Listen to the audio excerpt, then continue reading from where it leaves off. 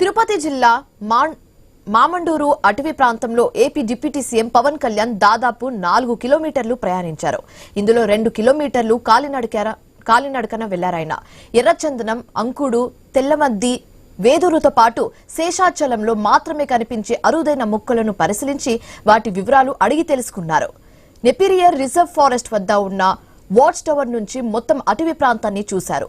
వెలిగొండ, శేషాచలం అటవీ సరిహద్దులో స్వర్ణముఖి నది ఎక్కడి నుంచి ఉద్భవిస్తుంది అని వకాబు చేశారు. కుంటిమడుగు వాగు ఒడ్డున కూర్చుని పరిసరాలను ఆసక్తిగా గమనించారు పవన్ కళ్యాణ్.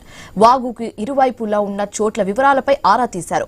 ఎర్రచందనం స్మగ్లింగ్, అలాగే స్మగ్లింగ్ నిరోధక ఆపరేషన్స్ టాస్క్ ఫోర్స్, అటవీ సిబ్బంది కూంబింగ్ తదితర వివరాలు అధికారులను అడిగి తెలుసుకున్నారు పవన్ కళ్యాణ్.